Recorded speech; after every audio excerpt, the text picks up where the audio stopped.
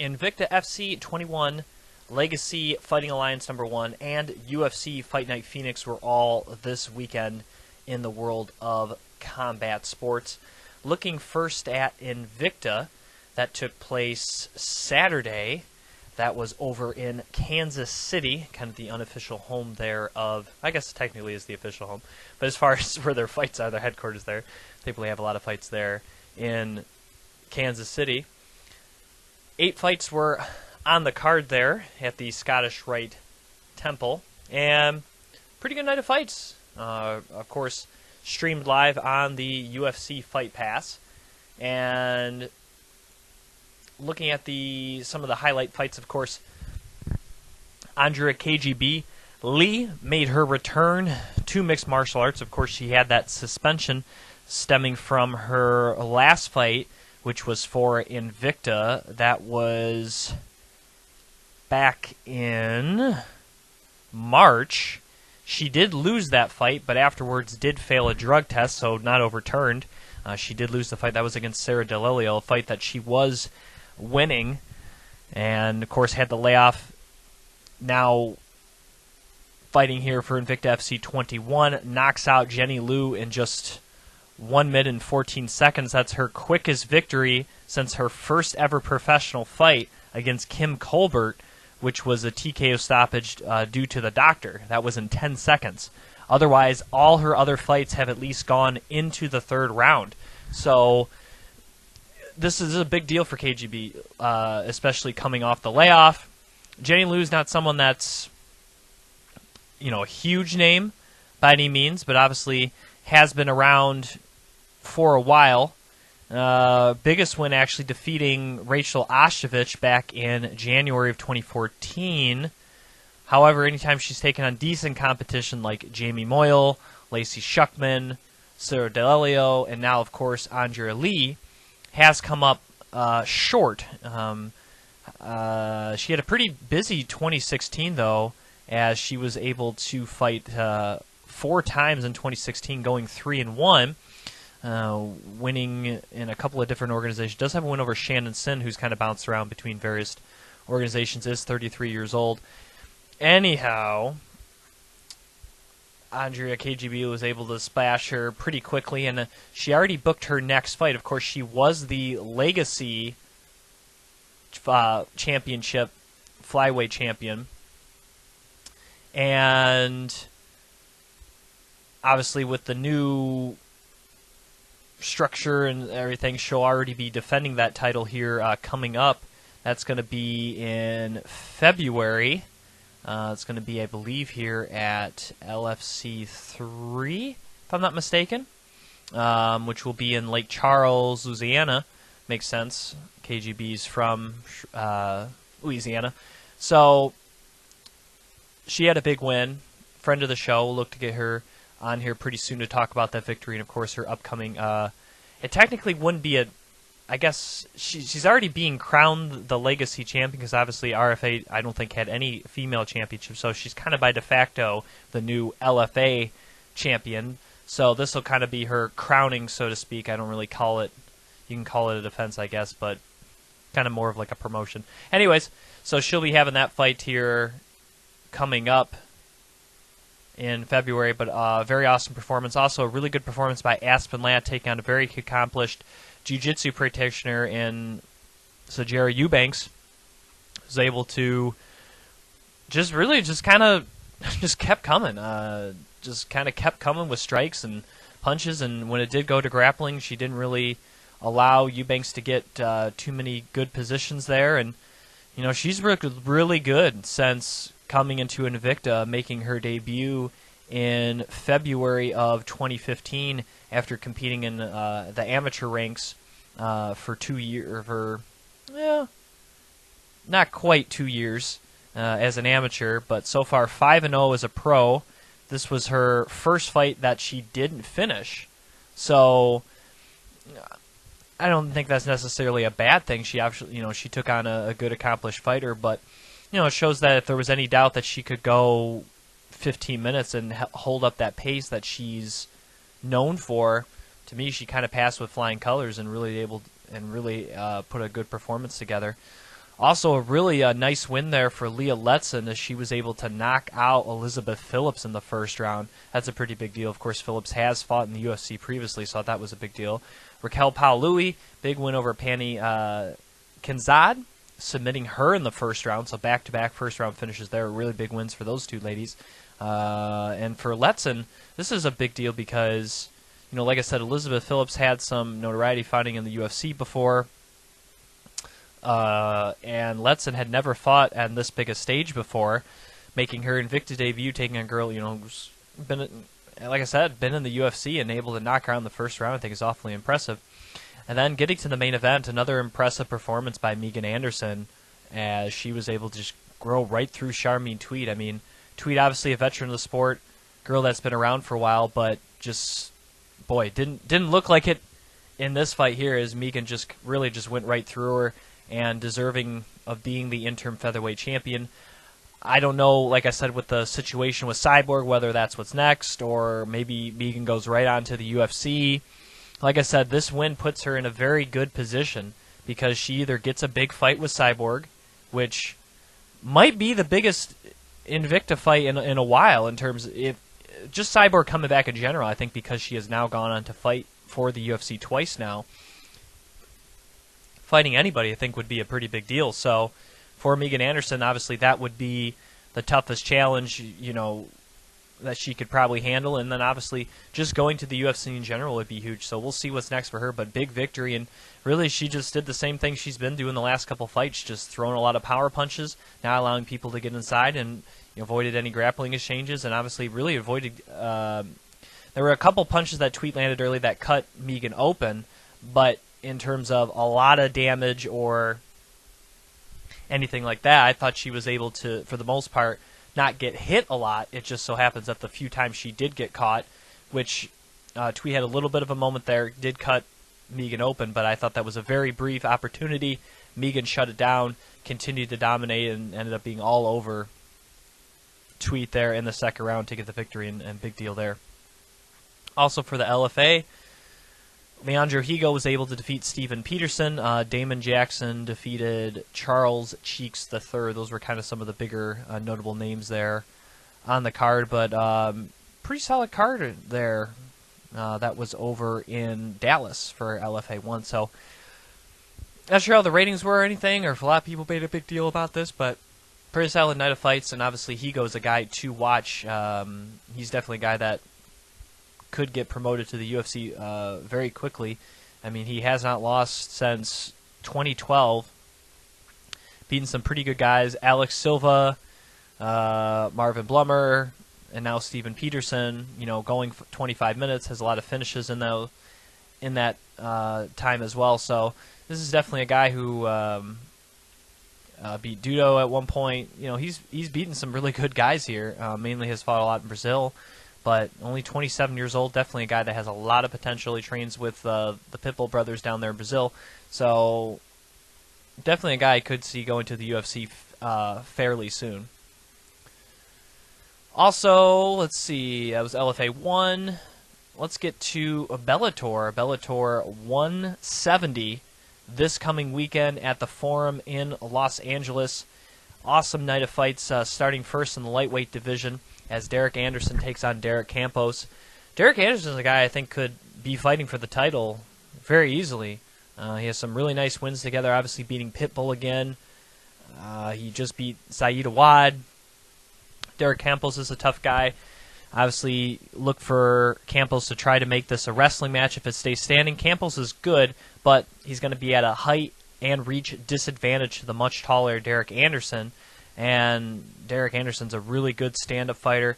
Kind of reminds me a little bit of Donald Cerrone, a little bit, kind of with his style and his kicks. Not a guy that's a one-shot knockout power guy. Not quite the submissions of Donald Cerrone, but in terms of his look and his stand-up skill set, very similar in that aspect. So this is a big fight in the lightweight division for Bellator. I mean, Derek Anderson rattles off another victory here. He starts really knocking on the door of challenging Michael Chandler. Now, I know his fight with Ben Henderson was pretty awesome. You could make a case that maybe Henderson gets a rematch. Obviously, Josh Thompson's still in the discussion there. But I think if Derek Anderson can beat Derek Campbell, especially the way he's fought recently and who he's already beat in Bellator. This is a really big fight. Looking forward to it. And I really think if it stays standing, it's Derek Anderson's fight. But I think if Campos can get it up against the cage, he can grind, he can get this fight down there, make it more of a grappling battle, it definitely would favor him. But we'll see. Easier said than done. Derek Anderson has been a hard guy to put on his back so far in the Bellator banner. Also, big fight at 145 as Emmanuel Sanchez takes on Georgie Karakhanyan. Look, Karakhanyan may have been done. Obviously, he had a rematch there against Bubba Jenkins, was able to come out victorious, submitting Bubba Jenkins there in the first round. Sanchez, really since losing to Pat Curran about 2 years ago now, has really done well. He's beaten guys like Justin Lawrence along the way, and I think it did lose to Daniel Weichel. That was a very close fight. So this is a big matchup in the 45 division. A win really puts themselves back into the title picture. Really, obviously, Daniel Weichel is the #1 contender and should be fighting Daniel Strauss when and if Strauss comes back from injury. Looks as though he's on the mend. Hopefully that matchup materializes sooner rather than later. But this is a big fight for both guys in arguably Bellator's best division, the 145 division, to stay relevant. And these two had to face each other at some point. Really looking forward to it. Standing up, I would definitely say Sanchez is the better of the two fighters. Obviously, Karakhanyan has a really good judo game and submission game as well. He's pretty good at stand-up, but I think if it stays standing with Sanchez being a little bit of a longer guy, obviously, you got to favor Emmanuel, and obviously he's went toe-to-toe with some of the best guys standing up, so I think he's a little better in that category. But much like the last fight, if Karakhanyan can make this more of a grappling fight, it's going to help him a lot more in the matchup. Brennan Ward against Paul Daly. I know Brennan Ward has some wrestling credentials, but I think this is just going to be an absolute slugfest, and whoever blinks first is going to lose. I think these two are just going to come right at each other, start throwing. It's just whose chin's going to hold out the longest, because that's what I expect. I think Brennan Ward just wants to go in there and finish Paul Daly. This fight has kind of been a long time coming, really since Daly has been in the Bellator, and really since Ward has dropped down to welterweight. To me, Ward's kind of missing that big signature victory from his resume, and that's one of the reasons why he hasn't got a shot yet at 170. Of course, he did win a tournament, did get a title shot at middleweight, a fight where I still think he could possibly beat Alexander Shlemenko. Again, he got caught really quick in his submission fight. I'd like to see run back at some point. Maybe that'll never happen. But regardless, we get this fight. The winner puts himself in a very good position to compete for a championship. Of course, Rory McDonald, Andrei Korzhakov is still out there. Michael Venom Page, even though he did beat Gonzalez, Gonzalez's name is still out there. So a win by either puts him kind of right back in that position. I would imagine we may get to see Rory against Lima. I don't know if that would put Korzhakov against MVP or the winner of this against MVP, but a lot of interesting scenarios, but I think this is just going to be an absolute slugfest, and we're going to see a first-round finish by somebody. Also, we're going to have Hisati Kaito against Halak Gracie. Don't know a lot about this Gracie, other than he's probably pretty good at jiu-jitsu, but Kaito has proven that he is a really good stand-up fighter, obviously with really good power. He's been tough to take down, and just with his experience so far in Bellator, taking on some big names already, I would probably favor Kaito. He's probably going to be the more well-rounded individual, even though he only has 8 professional MMA fights. Gracie's coming in at just 3. Obviously, probably is really good at jiu-jitsu. But again, all the fights start standing. It's going to be easier said than done to take Kaito down. And Kaito really, to me, probably only has to worry about that jiu-jitsu, where you got to worry about everything else from Kaito. So while they're banking off the Gracie name, and obviously we'll see if this is the next guy to really make a splash. Obviously, Kron Gracie right now is probably the biggest known Gracie competing in mixed martial arts. We'll see if Halak can do any of that. I'm not sure what their relation is. They're probably cousins of second or third variety or something like that. But I think Kato's probably on a very short list to fight for a middleweight championship, probably Bellator's weakest division. Obviously, that division kind of got a little bit of setback with Carvalho getting hurt, as he was supposed to rematch Melvin Manhoef in December. Obviously, that fight didn't materialize, but if Kaito can beat Gracie, any Gracie, that just helps build his resume, helps build selling him as a contender. Obviously, you still got Shlemenko out there. I would like to see Kaito against Shlemenko. I think that might be the fight to make if they're going to rebook Carvalho against Melvin Manhoef, To me, that's a pretty good fight to have Shlemenko, probably against the winner of this, but if Kaito definitely wins, Shlemenko gets Kaito.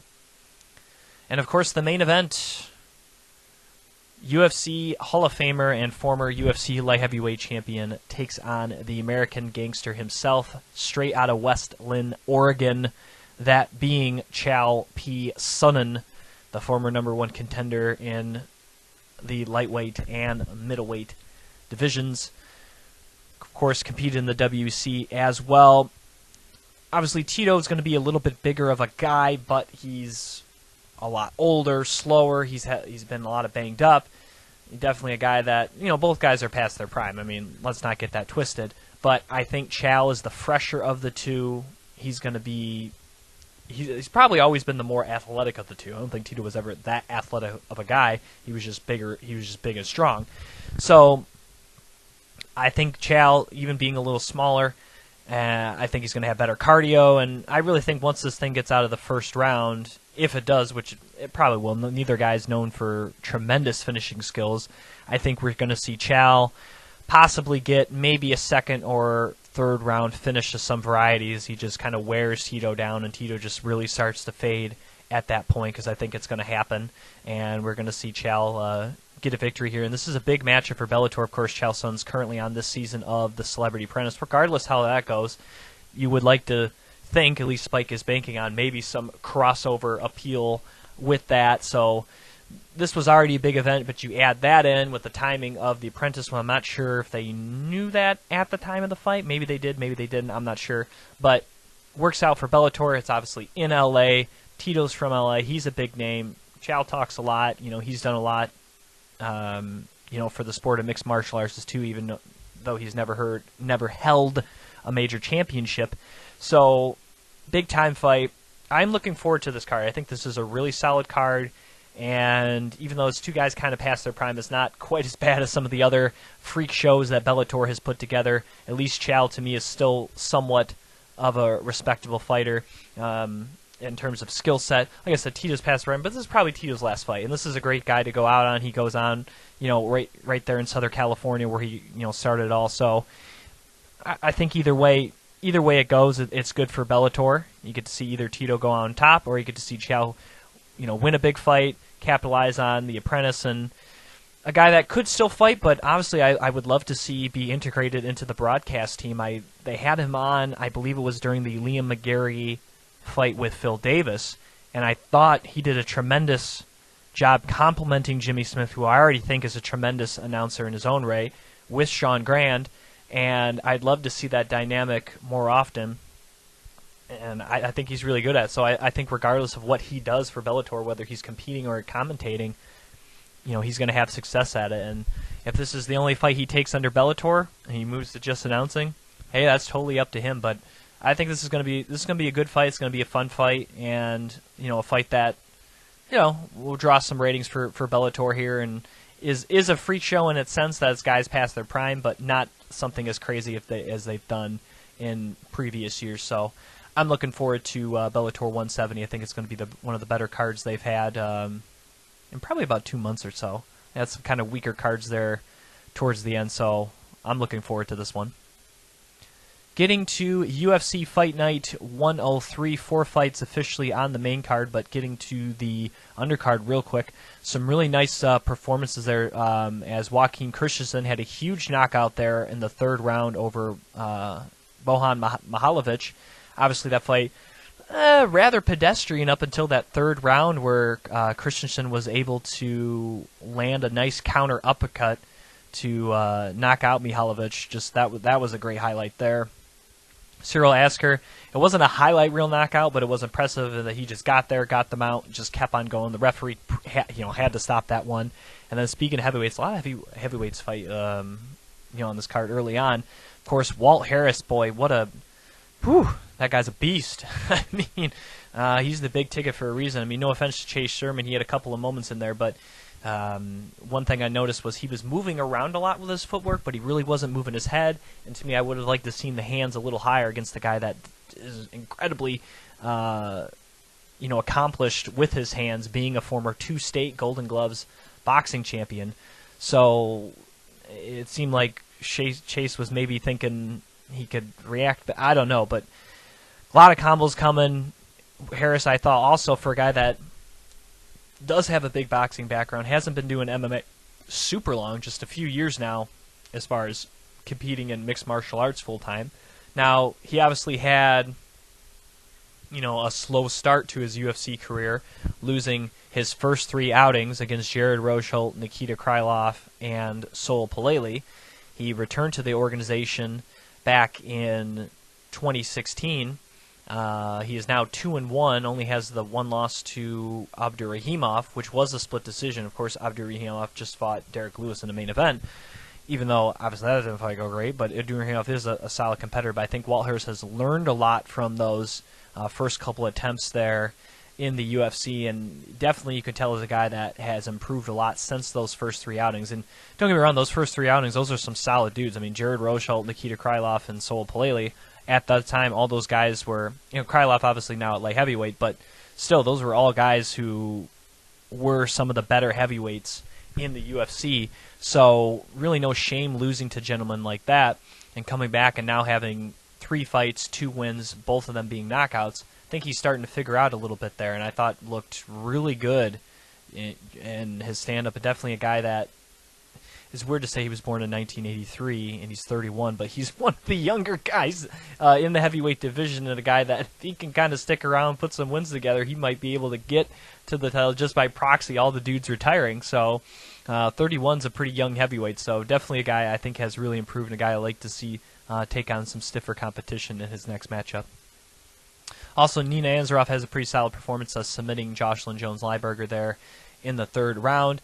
And also the Ezekiel choke once again there by Alexei Olenek. And to me, Victor Pesta kind of walked right into this, or mounted right into this, as he was kind of in side control. He saw Olenek go for the grip. He had tried it earlier on in the fight, even though this fight only lasted 3 minutes. Kind of let it go, got the grip back, and then Pesca, I guess, didn't know what that hold was, just went right into mount, which to me increased the pressure on his head and neck, and then was forced to tap there just about 3 minutes into the 1st round. And if Pesca goes back and look at tape, he'll have to realize he shouldn't have moved into mount. He should have either stayed in that position or kept on circling more towards the head for north-south, or obviously worked to get his head out, pop his head out. However the case was, he shouldn't have mounted in that situation. And going against a veteran like that, he should have been more cautious. Like, why is this guy giving the mount? Why is he just holding on to my head? He's not putting the leg up. He's basically giving the mount. That should be kind of a pause when you really mount a guy that easy. And by the time he did, it was too late. The crank was there, and the Russian gets another submission victory. Augusto Mendez and Frankie Saenz had a pretty nice fight that ended up winning fight of the night. Back and forth battle here in the bantamweight division, which saw Augusto Mendez get the win. Very close fight, but I do agree with the judges giving the fight to Mendez. I thought really it was 1-1 heading into that 3rd round. But I think the takedowns, really the takedowns to me in the 3rd round, even though Saenz popped up pretty quickly after that, nothing real significant happened in that 3rd round. And even though he didn't sustain a lot of ground control time, he still did land the 2 takedowns. And you got to look at what was the difference, as Mendez landed 20 of 46 and Saenz landed 21 of 35. And I thought, and their significant strikes were one within each other too. So you look at that, the numbers were all pretty even. What's the biggest difference? 2 of 2 takedowns for Mendez. So you can see why the judges gave him the slide there. Again, but it was a really close fight. Like I said, neither did. I could have scored this fight a draw, to really be honest. I thought that 3rd round, both of them might have came out a little bit flat, maybe a little tired, maybe a little, damaged. Both of them definitely took some hits in that fight. But that's the way it goes there. Sometimes you get the split decision, and that's what happens when you leave in the judges. Even though Saenz did fight a good fight, even though he got taken down a couple of times, he popped right back up. But again, that 3rd round was really close, and gave the guy who did land takedowns, even though he didn't sustain damage, gave it to Augusto Mendez. And also Michigan's own Jakar Close was able to win a fight over Devin Powell, who, they were making a big deal about his toughness and stuff, but I didn't really see much there from Devin Powell. In Jakar's debut, looked very impressive, even though a Michigan native trains out there in the lab in Arizona. Looked good, definitely a guy I'd like to see more of. Getting to the main card, Sergio Pettis here against John Moraga. Pretty big fight in the flyweight division. Obviously, 2 top 15 competitors. And really for John Moraga, a guy I thought would be able to handle the stand-up of Sergio Pettis, even though it was solid. Even though that was his area, I thought if it's the longer it stays standing, that's more his, his world. I don't know. He seemed kind of flustered. It didn't seem like he could quite get what Sergio was doing. Had trouble kind of matching his movements. Wasn't maybe overthrew a couple of times. Maybe thought it was going to be easier. Maybe he underestimated Sergio a little bit. And you also saw him try quite a bit of takedowns, especially as the fight went on longer, which is not characteristic of John Moraga at all. That can kind of short some desperation there. A guy who tried 5 takedowns. That's not something I would have keyed on coming into the fight. Only landed one of them. That was late in the 3rd round. Sergio mixed in a couple of takedowns himself. Again, not something I really expected him to do much of, but he mixed in a couple there. First round, I think, was close. Probably would have gave to Moraga, and then rounds 2 and 3 probably would have gave to Sergio. I think he did a good job of finding the range, mixing in punches very well, and avoiding a lot of damage. Again, this was not... Again, I would have liked to seen... Sergio still needs to get a finish to me to really think he's on the next level, but I think taking on this competitor in his hometown, and I thought for sure beating him. I mean, there was no split decision, 2 judges scoring at 29-28, 1 30-27. To me, he definitely won the fight, and he beat a guy who's, fought for a world championship, and he did so in his backyard. This is definitely his biggest win to date, and even though it wasn't like, oh my God, Sergio Pettis, he looked like a world beater or anything, he did the little things right in this fight that helped him get a victory. He kept movement, he avoided a lot of shots. To me, he dictated the range and pace of the fight. He mixed in a couple takedowns. He stuffed takedowns when they were shot upon him, and I thought he just kind of thought a methodical fight, did what had to be done, got the victory. Output was good. I mean, 161 thrown strikes in 15 minutes, I think, is pretty good. So I think from that standpoint was good. 50 of ones, didn't land a lot. 50 of the 161, I wouldn't say is a huge percentage. We're looking at less than 33%. So you maybe like to see that rate a little bit higher. But other than that, I thought he performed pretty well. And I think for Moraga, I don't know if it was underestimating Sergio, not adjusting mid-fight, or maybe kind of getting desperate for a plan B and going for the takedown, which is not something he characteristically does. I don't know. But it definitely seemed like Sergio was getting the better of him there, and Moraga didn't know quite how to adjust, and when push came to shove, Sergio was the one that kind of kept performing, kept pushing, and not surprised he got the victory there. Ben Saunders against Court McGee, very close fight. Really, these next 2 were probably super close. Looking at the numbers, probably would have gave Ben the first round, landed some really good kicks in that round, especially to the body, landed a couple high even though they got blocked. I thought Court McGee started to come on there in the 2nd round, and then in the 3rd, I really thought the 3rd round was Court 2, landed a takedown, had some good ground and pound. Seemed like Saunders really started to slow down in that 3rd round, maybe throwing all those kicks. Maybe it was the constant forward pressure of McGee kind of being right in his face, but you could see Saunders starting to slow down in that 3rd round, and you could definitely tell by his pace as he threw only 42 strikes compared to 71 in round 2 and 52 in round 3. So his pace slowed a bit, whereas McGee was right about the same. Even though he threw his least amount of strikes in 61, he landed the most in 33 and did land a takedown in that round, his only successful takedown of the fight. Looked like he was probably going to edge this one 28 or 29-28. I think that's most people have heard he was scored at 2 for Court, 1 for Ben. Decision came down unanimous, all 3 judges scoring it for Ben Saunders, which to me that means the judges probably saw the first 2 for Ben and round 3 for Court, because there's no way you can say Ben Saunders won round 3. I think that's pretty apparent. I can kind of see a case, but I thought it was... Again, this is what happens when you leave it in the hands of the judges, but to me, I thought it was relatively clear that it was 1-1 heading into that final frame. So that's what happens. Ben Saunders definitely tipped his cap to Court McGee. This one, to me, wasn't as egregious as the next fight, which I'm going to get to here in just a moment. But it just goes to show you that you got to do sometimes you got to do something significant in fights, and I think Court McGee went out there and had a very dominant third round. He did really all he could do except get a finish. And yeah, it sucks, but that's kind of the way it goes sometimes. And for Ben Saunders, obviously, if he wants to compete with the best, he's going to have a much better performance, because a lot of guys would have finished him in the third round, wouldn't have let him escape that 5 minutes. And Ben Saunders, I'm not going to say he got lucky, because he competed hard in those first 10 minutes, but definitely could have very easily went the other way. Speaking of going the other way, Joe Lauzon against Machine Held. Another fight that looked like was probably going to be 2 rounds to 1. It looked like Held probably lost the first round. Joe Lauzon had a couple of really close chances of finishing it and some submission holds. Held was able to get out of it. And then in rounds 2 and 3, Joe admitted this after the fight, kind of maybe went too hard for it in those first 2 rounds, landed 4 takedowns, was perfect on all of them, really controlled the pace of the fight in my estimation, and overall landed 5 takedowns in this fight. Now, he did get outstruck 44-32, but that's because of the big disparity there in the first round.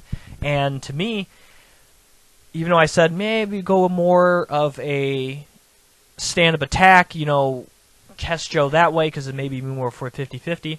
When it didn't stand a lot in this fight, and even when it did, I thought Held was getting a little better of it, because I think Lauzon, after that first round, was just looking for the grapple right away and was not really paying attention. Then, like I said, maybe kind of gassed himself out a little bit, because he was getting out-grappled in a lot of situations that usually he reverses or is more competitive and see more energy, but he definitely looked flat in that fight. That's for sure. He definitely looked flat in that final 10 minutes, and I thought Held continued to perform, continued to work, for position and try to get a submission hold. Didn't get it.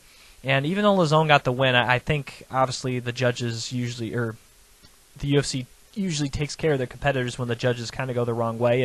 But it's the same thing. Anytime you leave it in the hands of the judges, you don't know what they're thinking, even if it looks like you took the second 2 rounds. And it also goes to show you to kind of be more exciting, because landing 32 strikes in 15 minutes is not a lot.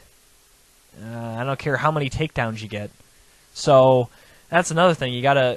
If you are going to take people down, you're going to have grappling, you got to either put them in a lot of submission opportunities, which he didn't, or at least attempt to throw some strikes, which, again, landing 32 is not a whole lot.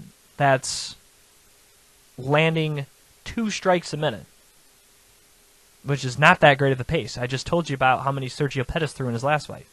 He threw 161. You threw half that. And even though Lauzon didn't throw up a ton either, I mean, Lauzon technically threw 86, but he landed 44.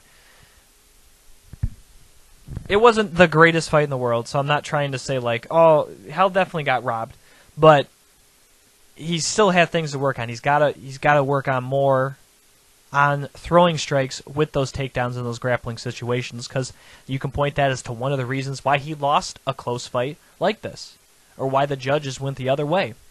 Little things like that can make the difference in a fight that goes to the judges' scorecard, in a fight where, sure, you were dominant, but you never really put yourself in a position to end the fight. Main event of the evening, Yair Rodriguez against BJ Penn. What can I say? It pretty much went how I thought it would. BJ would not be able to match the speed and ferocity of the kicks of Yair Rodriguez. I'd like to see if I can see how many kicks he threw. Well, he threw, this was, I think, for the whole fight, 33 to the head, 15 to the body, and 15 to the body and 7 to the leg, so those were most likely kicks, most of them. So he threw 22 strikes to the body out of his 55 landed. Obviously, he threw quite a bit of kicks to the head as well.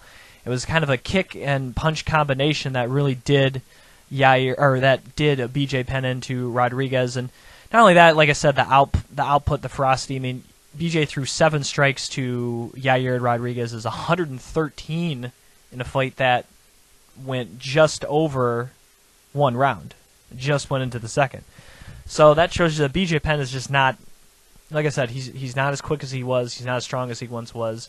Obviously being drawn out, fighting at 45 at this age, all the things were made up for Rodriguez to do exactly what he did, and you can use Penn as a stepping stone to get a really big fight next. However, I think if he kind of talked about Cub Swanson, obviously training in Albuquerque where he's trained with before. I don't know how keen he would be on taking Cub Swanson on next, but I think a very real possibility is taking on the winner of the Korean Zombie and Dennis Bermudez. There's obviously Ricardo Lamas is out there as well. Obviously him being a Chicago guy, that might be a big-time fight in top featherweight. So if not the winner of that fight, possibly Swanson or Lamas, I would assume would be next. To me, that would make the most sense logically, not only for being a good matchup, but just the rankings-wise. So I think that's what's next, and obviously Rodriguez has proven that he's ready for next up in competition. An aging BJ Penn and Bruce Lee are nice victories regardless of how you get them done, but to me he's ready to take a serious shot at someone inside the top 10, and I think any of those competitors would be good, and he's just ready for the next step. And for Penn, I didn't hear an official retirement announcement yet. We did hear Tim Kennedy retire from the sport this week via his Facebook account.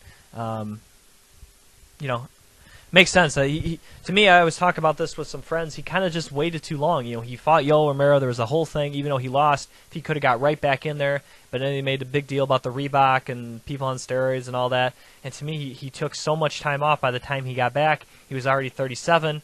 And he takes on a kid, albeit a little undersized, a kid, again, much like Rodriguez against Penn, who was younger, faster, hungrier, and just wanted it more.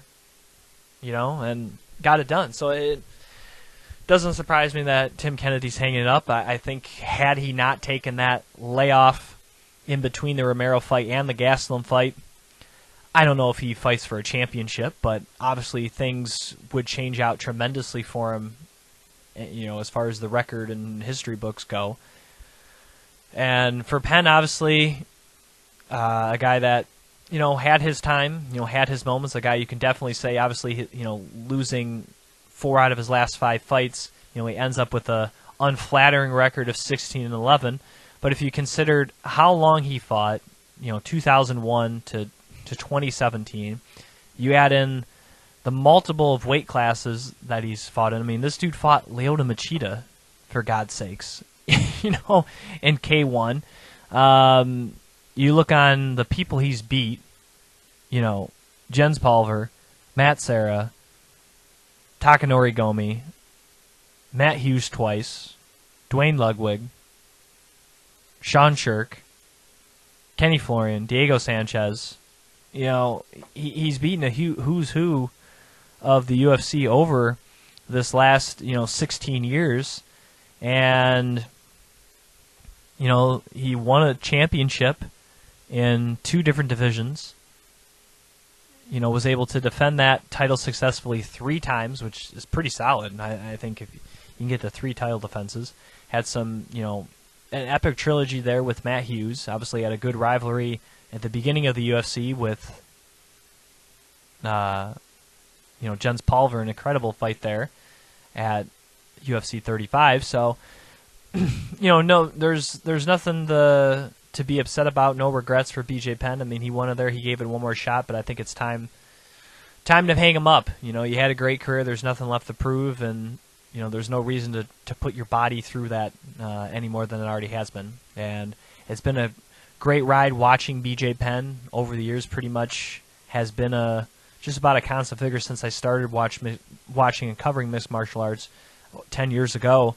And while it's crazy to see him go, it'd be crazier to even see him stay and continue to fight as well. Real quickly before I end the program here, of course, I want to mention Glory 37 will be live this weekend on ESPN as well as the UFC Fight Pass. Awesome card for Glory 37. Of course, will feature 2 title bouts. On the Fight Pass portion of the card, we're going to get the young upstart Canadian Matt Embry, as he will be taking on Robin van Roosmalen in his first featherweight title defense.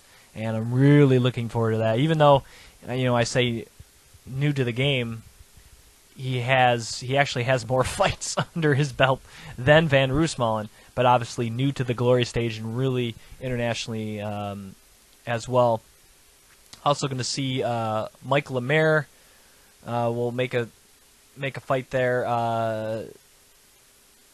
Giga Chikaze, really excited to see him return. Obviously, always an entertaining guy. Zola Frostow taking on Daniela Graf. The winner could very likely challenge Tiffany Van Soest for the first ever title defense for her. Obviously, I would like to kind of see a rematch between her and Debbie. We'll see how that goes. Looking at the main card, they're going to have a welterweight tournament. Excited for this. Ben Samuel and Congolo being the two big names, and then two new names to glory will be competing against those two established names. We're going to have Konstantin Kunsen, if I said that correctly. He is 7-2, so relatively newcomer coming out of Russia. Will be obviously making his glory debut, taking on Yohan Congolo. Good luck, kid. Kind of getting throws and lows. Obviously, Congolo is a guy who's competed for a world championship. And then the Argentinian Alan Scheisen. Shanson? I'm not quite sure how to pronounce it. Anyways, he's 48-3, pretty accomplished, taking on Ben Samuel, who will be making his third appearance here for glory, and I believe got his first victory in his last fight. Yes, that was against Dannenberg back at Glory 35 in his home country of France. Did get knocked out by Myrtle Gronhart back at Glory 31. I don't know. I think Congolo's getting to the final. No offense to the Russian, but I really think this is Congolo's tournament to lose. He's definitely should be the favorite. If someone else comes out, maybe the Argentinian, again, 48-3 is a pretty impressive record. He's, to me, kind of the X factor, kind of the dark horse. Ben Seymour is solid. Don't get me wrong. I'm not trying to shortchange him or anything, but I really think this is Congolo's tournament. And I really like to see Congolo again because I think, obviously, he had a good fight with Nicky Holtzkin. Obviously, I know that Nicky Holtzkin is not the champion anymore, but there's a very real chance we see, Nicky Holtzkin get a rematch against Doumbé. And, of course, speaking of Doumbé, he has already lost to Yohan Congolo. So that, to me, puts a pretty big hype, a rematch between these two, even though that was all the way back at Glory 22 when Congolo beat Doumbé. Obviously, it still builds very well, and if Congolo can run through this tournament, obviously, either way it goes, it's a good rematch for Congolo, and I'm excited for that, and I look for him to try to win here. Also, in the heavyweight division, a guy who obviously has been very entertaining. Really, his last fight was all right, but he's been so far pretty entertaining under the Glory banner, that being Guito Innocente, who's won some championships in other kickboxing organizations. He's going to be taking on Glory newcomer from Curacao in D'Angelo Marshall. So we'll see how he does. Obviously, he's going to be a pretty big heavyweight, listed at 6'5" to just 6'3" for Innocente, who's definitely a smaller heavyweight, definitely a guy that could compete at 209. At least seems like he could compete at 209 against some of these really big monster guys. But obviously, he's a very innovative striker, a lot of spinning attacks, and always makes for an entertaining bout. So that should be interesting as well. He's going to be in the co-main event. And of course, the main event will be for the middleweight championship, as Jason Wilness puts his first title defense here, as he will be taking on the fighter out of New Zealand in Israel Adesanya, if I said that correctly. He had, I thought, a pretty good performance there in the Glory 34 tournament. Even though it was a close fight there against Yorsi Bulgaru, it was a split decision. I thought he performed pretty well, obviously, in Denver, in elevation, trying to fight 6 rounds, tough. And Jason Wilness is a guy that obviously is good. He's on a 3-fight winning streak. He obviously did beat Simon Marcus. But a guy that really, I don't know. I mean, he did what he had to do against Jason Wilness. Or Jason Wilness did what he had to do against Simon Marcus. But I don't know. I feel like Jason Wilness a guy that's, to me, is not a huge world beater by any stretch in the imagination. And I don't know. I could smell an upset coming. But maybe Jason Wilness is turning a corner. Maybe that Simon Marcus was Jason Wilness turning over a new leaf. So I'm interested to see how he does in his first title defense because I really feel like Simon Marcus should have been given an immediate rematch. So either way, I think Marcus probably fights the winner, but I want to see if Jason Wilness has turned a new leaf. I think a lot of pressure is on him here, beating a guy the caliber of Simon Marcus and now taking, not an unknown, but a guy that obviously hasn't been in glory that long. He had one fight, Glory 15, and then didn't fight in Glory again until Glory 34. So, Jason Wilness is a guy that has been in Glory. This will be now his 11th Glory fight. So, even though he has an impressive record of 65-3, he hasn't fought the type of guys that Jason Wilness has fought over his career. So, we shall see. But I'm excited for this card. Really good card. Obviously, the Los Angeles Cards, the crowd really seems into it. They do really well, it seems, attendance-wise when they go there. And I expect some decent numbers. Got a lot of notable names there on the card. So I'm looking forward to Glory 37 there in Los Angeles coming on Friday afternoon. Well, that about does it for me here on this edition of Beyond the Cage. Of course, you can follow me on Twitter at Jim Gramm, Facebook.com/Beyond the Cage Podcast. You can also check me out on Instagram at the Jim Gramm. Thank to all the supporters that help me get this show out there each and every week. Adam Nelson, a.k.a. Gorilla the Bear. Of course, the MMAcommunity.com, MMA Fight Club on Facebook, Sean Jacoby, American Icon Autographs, Izzy Garcia, Flying Brian J, Top Rated MMA, AJ Hiller, and of course, MMAsignatures.co, Legends of the Cage, Sports Talk 313, MMA Fight Fans on Twitter, and I think that's about everybody. Yeah, thanks to everyone who supports Beyond the Cage each and every week. So until next week, I am Jim Gramm, and thank you for listening to another edition of Beyond the Cage.